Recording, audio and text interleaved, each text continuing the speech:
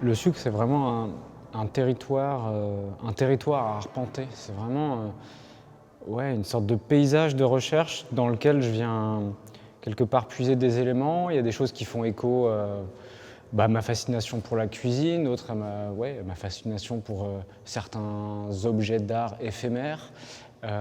Et en fait, c'est une matière qui contient déjà en elle un ensemble d'histoires extrêmement riches qui ne m'intéresse pas forcément de reprendre en tant que telles, comme si je devais les replaquer comme ça sur le réel. Non, en fait, elles viennent se nourrir de ce qui, moi, m'anime, des rencontres que je fais. Et en fait, oui, il y a toujours ce point de bascule vers le récit. Enfin, je crois que j'aime raconter des histoires. En fait, je m'en suis rendu compte aussi ici. C'est pas que des objets, en fait, ce qu'il y a autour, c'est autour de nous, là, c'est aussi des amorces pour des histoires. En tout cas, ce que j'essaye de faire, c'est de le montrer dans sa complexité et le fait qu'il ne se laisse pas saisir immédiatement. Il y a une temporalité dans comment on arpente cette exposition, avec au début des objets qui sont livrés à eux-mêmes, des sculptures, et ensuite qui se remplissent finalement de récits et d'histoires avec la partie vidéo dans laquelle ils sont remis en jeu quelque part. Cette question de l'agentivité de l'objet, en fait, elle est au cœur de ma pratique. C'est comment un objet, comment une matière est prise dans des enjeux sociaux, économiques, environnementaux, historiques, et comment nous, en tant qu'artistes, on peut arriver à se saisir de ces choses-là, ou en tout cas les donner à voir. L'expo ne se révèle pas tout de suite. Il y a une sorte d'immédiateté dans les objets, le réverbère. Enfin, on a tout de suite quelque chose de l'ordre d'un paysage presque enfantin. Au début, en fait, ça se complexifie assez rapidement, quoi. On quitte très vite le bonbon. Et je voulais traverser aussi ces histoires-là, ces modes de représentation-là. Je me suis mis dans la tête que je voulais montrer du sucre ici, dans un espace qui est presque comme si c'était dehors, sauf c'est à l'abri de la pluie. Alors c'est bien parce que l'ennemi numéro un du sucre, c'est l'eau, puisque le sucre revient à l'état liquide, en fait, s'il est en contact avec l'eau. Donc là, je savais qu'on était protégé, mais en même temps, la chaleur rentre très vite et l'humidité est stagnante. Donc l'humidité va venir dans tous les cas ici. Donc en fait, je voulais que cette attente, elle soit presque précipitée par cette présence forte de l'environnement. Et comme si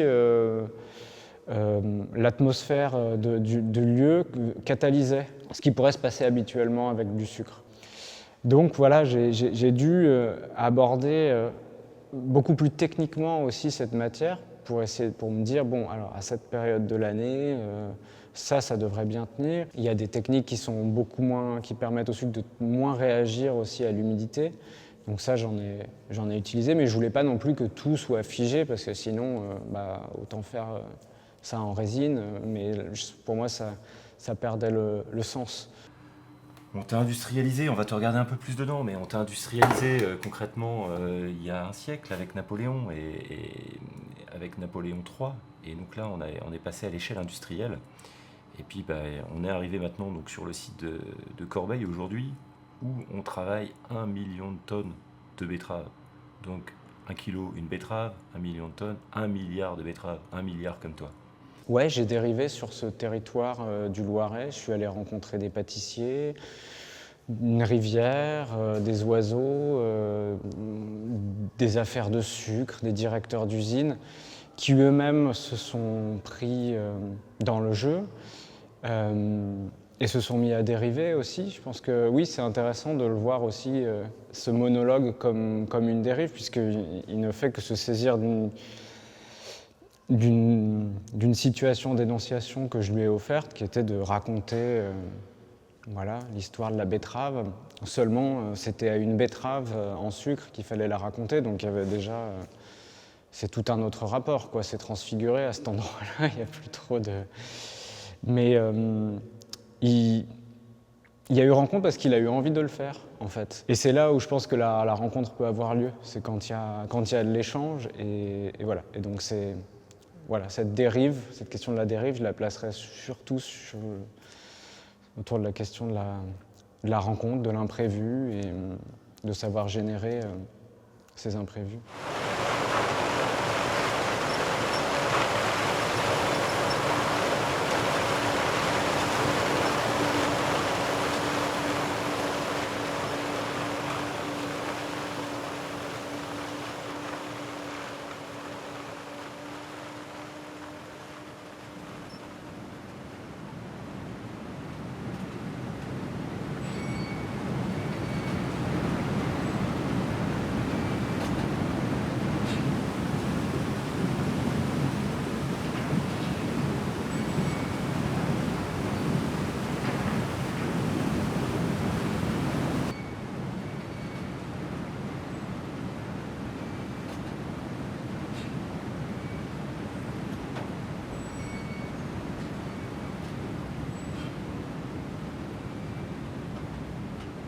J'imagine que vous êtes plutôt curieux de savoir qui je suis. Mais je suis de ceux qui n'ont pas de nom fixe.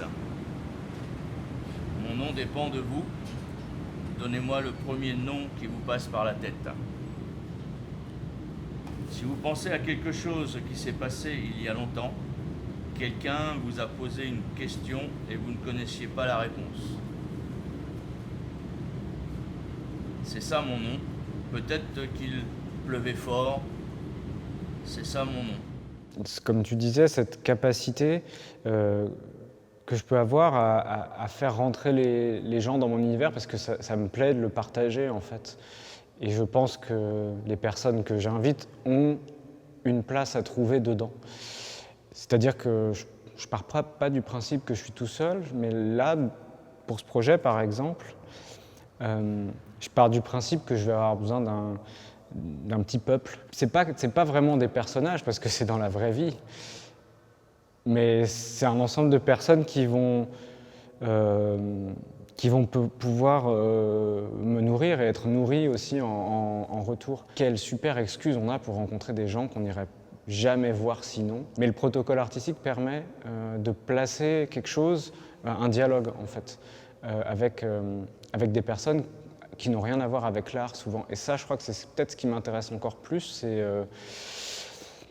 c'est que oui, cette dérive, elle se peuple de tout un tas de gens qui n'ont pas forcément à faire avec les expositions et tout, où il va s'agir de leur...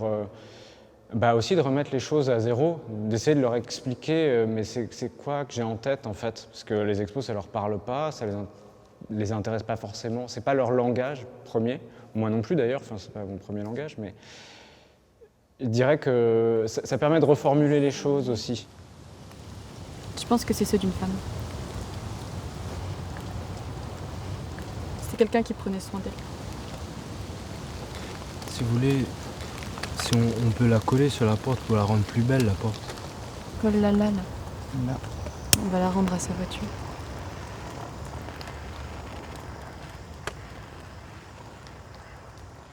C'est des gens que je rencontre et il faut qu'il y ait quelque chose qui passe et qu'il y ait une confiance mutuelle aussi. Et des fois, elle tient à très peu de choses. Enfin, je peux connaître la personne depuis 5 minutes et puis en fait, j'ai un peu l'intuition qu'il y a quelque chose à creuser. Ça ne veut pas dire que je ne me trompe pas, hein, mais ça veut dire que oui, là, je sens qu'il y a...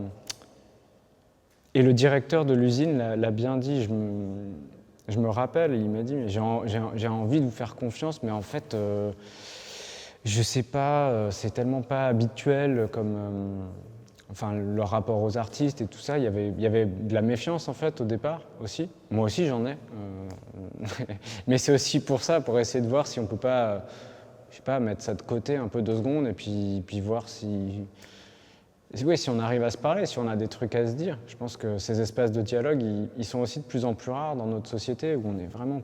Enfin, voilà, c'est un sentiment qu'on est quand même assez divisé, beaucoup d'écarts. Et je sais pas... moi, mon travail, j'essaie de le placer à cet endroit où je peux rencontrer des jeunes, je peux rencontrer des artisans, des gens qui ont un savoir-faire et qui sont passionnés aussi.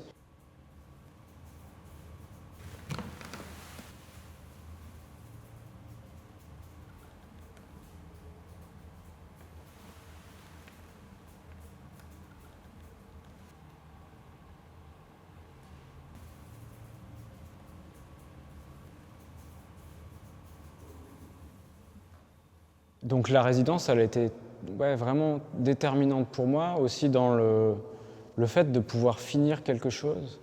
Parce que c'est pas souvent qu'on a vraiment la possibilité de commencer un projet, de le finir dans le même geste. Et ça, c'était pour moi très très important, parce que je peux avoir des difficultés à clore, mais de là à me dire, bon, il y a un temps déterminé et à la fin de ce temps, il faut que je puisse dire quelque chose, quoi. Et donc c'est surtout là aussi où ça m'a appris.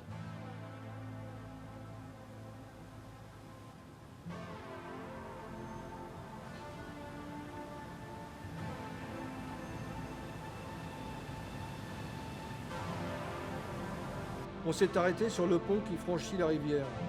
Il y avait des lanternes, vert pâle, sur le pont. Elles avaient de forme de silhouette humaine. On s'est embrassés, Pauline et moi.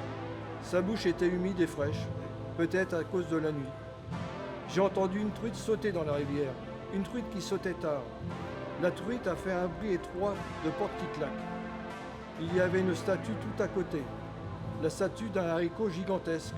C'est ça, oui, haricot. Il y a longtemps de ça, quelqu'un aimait beaucoup les légumes. Pas très loin de ma cabane, il y a la statue d'une pomme de terre. Elle ne me plaît pas particulièrement.